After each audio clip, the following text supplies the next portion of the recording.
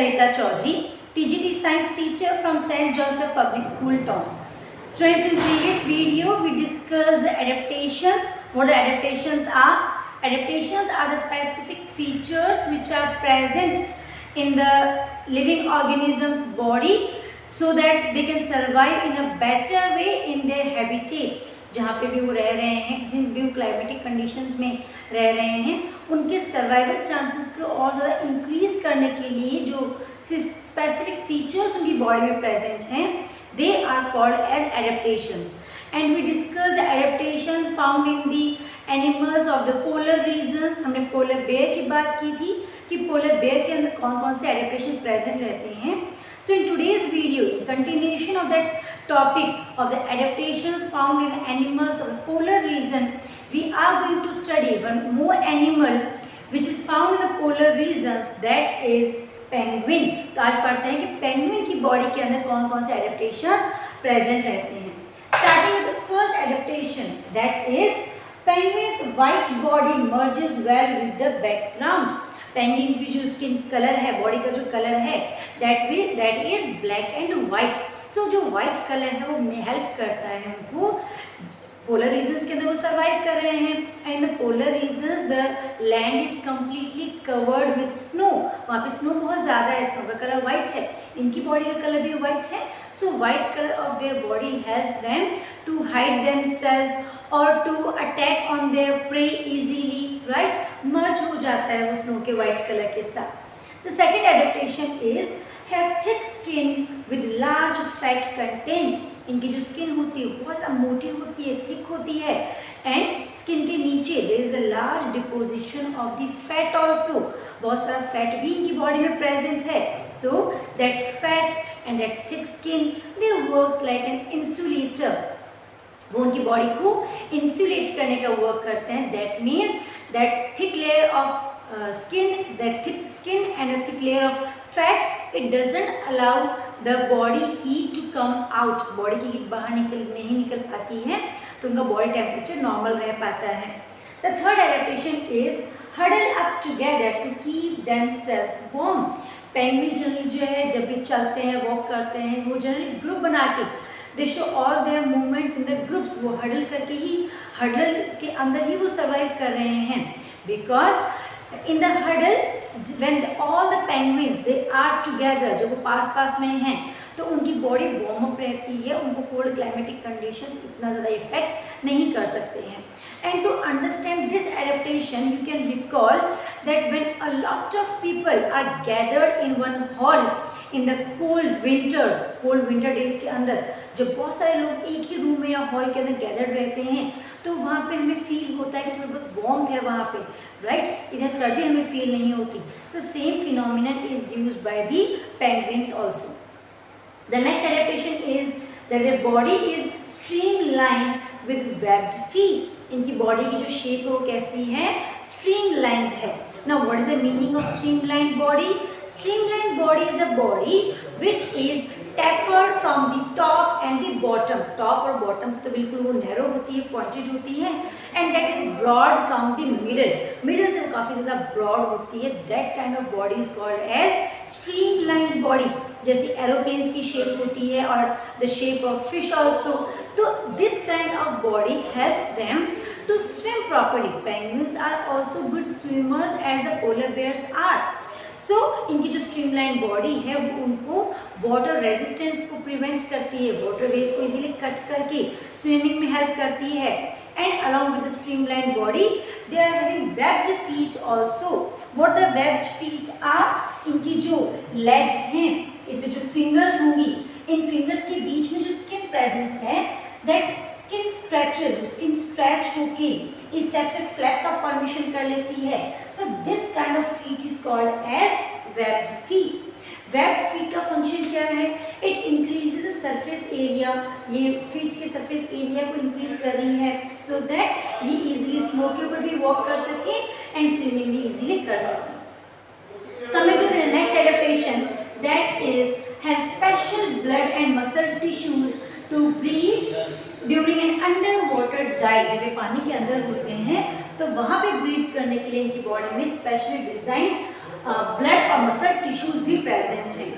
The next one is the water proof feather. इनके जो feathers होते हैं they are coated with the oil, बिल्कुल वाटर प्रूफ होते हैं, ऑयल की इनके ऊपर कोटिंग प्रेजेंट रहती है। And because of this adaptation these feather they do not absorb the water, ये वाटर को सोक नहीं करते, वाटर को एब्जॉर्ब नहीं करते, सो इनकी बॉडी बिल्कुल लाइट वेटेड रहती है and they can easily swim in the water. Coming to the next adaptation, that is a pair of flipper-like wings to propel forward in water. जो penguins हैं उनकी बॉडी में जो wings present है, one pair of wings are present in the body of a penguin and those wings are shaped like a flipper. जैसे जब हम boat cell करते हैं वाटर के अंदर तो जो हम फ्लिपर्स यूज करते हैं to cut off the water waves को फ्रंट डायरेक्शन मूवमेंट करने के लिए, बैकवर्ड डायरेक्शन मूवमेंट करने के लिए, so same type of flippers are also found in the body of penguins, जिनकी वजह से वो इजीली वाटर के अंदर प्रोपेल कर पाते हैं, वाटर में स्विमिंग कर पाते हैं। So far we have discussed about the adaptations of animals found in the polar regions. So students, there comes one more terminology, एक और हम बात यहाँ पे डिस्कस करते हैं, that is migration. अब माइग्रेशन क्या होता है? All the animals, all the living beings on this earth, they do not have proper adaptations in their body. उनकी बॉडी में कई बार कुछ चेंजेस नहीं हो रहे, ना उनकी बॉडी में कोई स्ट्रक्चरल चेंजेस हो रहे हैं, एडेप्टेशंस क्रिएट हो रहे हैं, नहीं उनकी बॉडी में कोई बिहेवियरल एडेप्टेशंस क्रिएट हो रहे हैं, राइट? तो जब ऐसे एडेप्टेशंस क्रिएट नहीं होते, still they have to survive, उनको भी सर्वाइव तो करना है। तो ऐसे एनिमल्स क्या करते हैं? They move from one place to the another place to escape the extreme climatic condition. वहाँ पे क्लाइमेटिक कंडीशन जो भी है जहाँ पे वो इजीली अगर सर्वाइव नहीं कर पा रहे हैं तो वो एनिमल्स ग्रुप के अंदर, हर्डल्स के अंदर उस पर्टिकुलर प्लेस से कुछ दिनों के लिए दूसरी जगह पे चले जाते हैं, और जब दूसरी जगह पे जो क्लाइमेटिक कंडीशंस हैं they are not suitable for them, then they come back to their original habitats, वो अपने ओरिजिनल होम में रिटर्न हो जाते हैं। So this kind of movement of animals to escape the extreme climatic conditions is called as migration. So how we can define migration in science? It can be defined as migration is the seasonal journey in mass. particular seasons के अंदर ही ये animals movement करेंगे, और कभी भी these animals they do not move all alone, they always move in the mass, मतलब वो group के अंदर मूवमेंट करते हैं, taken by different birds and animals to escape। अब किस लिए वो मूवमेंट करते हैं? अपने ओरिजिनल हैबिटेट जहाँ पे वो रह रहे हैं वहाँ से किसी दूसरे प्लेस पे why they have to move, क्यों जाना पड़ रहा है उनको? It is just because to escape the extreme climatic conditions, जहाँ पे वो रह रहे हैं वहाँ की climatic conditions they are not suitable for them, और to breed, उनको reproduction करना है, they have to reproduce the young ones, उनके लिए जहाँ पे वो रह रहे हैं वहाँ की condition suitable नहीं है तो वो माइग्रेशन करेंगे। और in the search of food, अगर पर्टिकुलर सीजन के अंदर जिस जगह पे वो रह रहे हैं वहाँ पे फूड अवेलेबल नहीं है, so in search of food they also do the migration. So this phenomena of the movement of animals is known as migration. The animals who show such kind of migration are known as migratory animals. उन animals के लिए word use करते हैं migratory, और जो work कर रहे हैं that is the migration that is. अब बात करते हैं some of the examples of migration. Students, like birds they can not survive in the cold climatic conditions. कुछ ऐसे बर्ड्स होते हैं जो बहुत एक्सट्रीम कोल्ड क्लाइमेटिक कंडीशंस होंगी तो they are not able to survive in those climatic conditions, वो वहाँ पे सर्वाइव नहीं कर पाते हैं। सो स्पेशली बर्ड्स को क्या करना पड़ता है? They need to migrate from their original habitat to some other suitable places. For example, if we talk about Siberian crane, they can survive better in the warm climatic conditions, normal temperature हो या warm climatic conditions हो तभी वो वहाँ पे survive कर पाते हैं। So generally these Siberian cranes they are found in Siberia, ये साइबेरिया में मिलते हैं।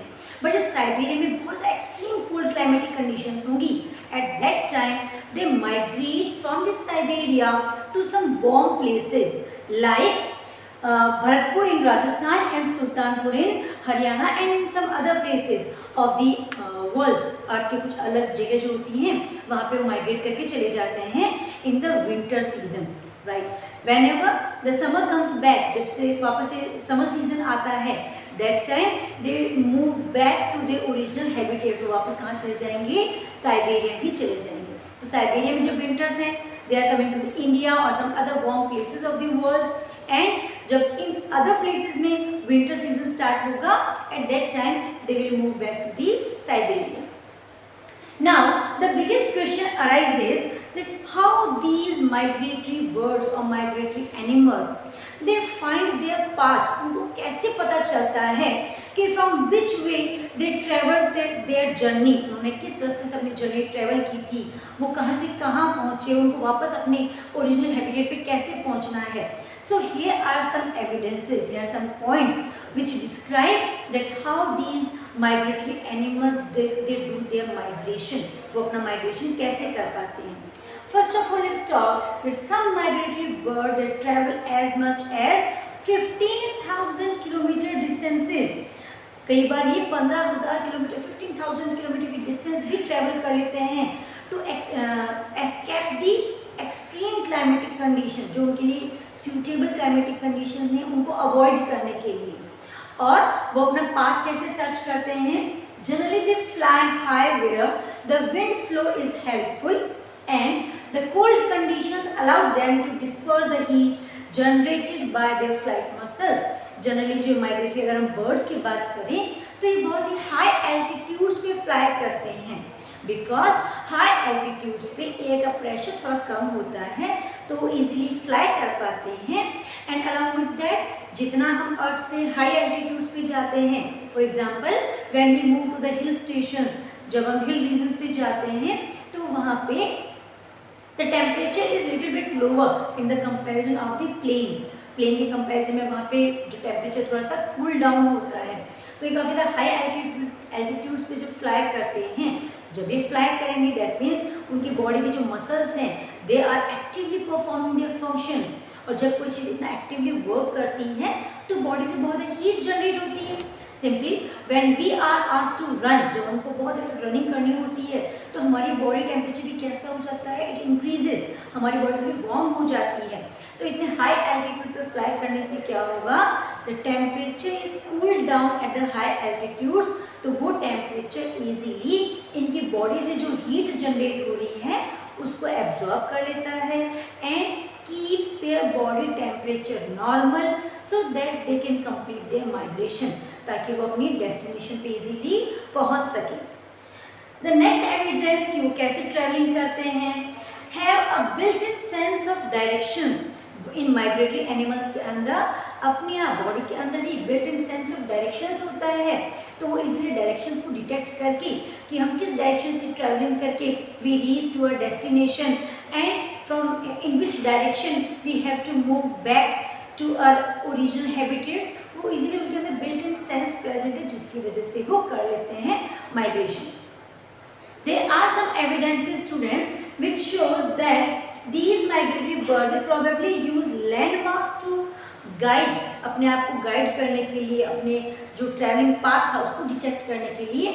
Sometimes they use the landmarks, जो लैंडमार्क्स हैं, कहीं स्पेशल कोई उनको हिल स्टेशन दिखाई दे रहे हैं, कहीं पे वो रिवर्स दिखाई दे रही हैं, they are finding forest at some places, तो they use these landmarks to find out their path of the journey.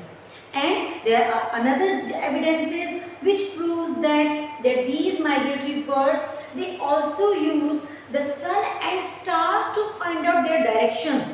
अपने पाथ को डिटेक्ट करने के लिए during the day time they use the sunlight, sun की रेस को, सन की position को यूटिलाइज करते हैं, and at the night time they use the position and direction of the stars to detect their path.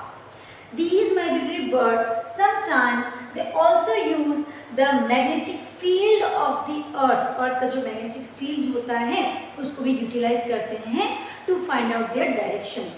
So that's all for today's video. We learned about the adaptations found in penguins, and we also learned that what the migration is, how the migratory birds they show their migration, what the features are present in their body which help them in this migration.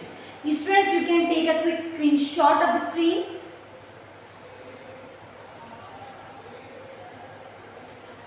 We'll continue our chapter in next video. Till then, thanks for watching.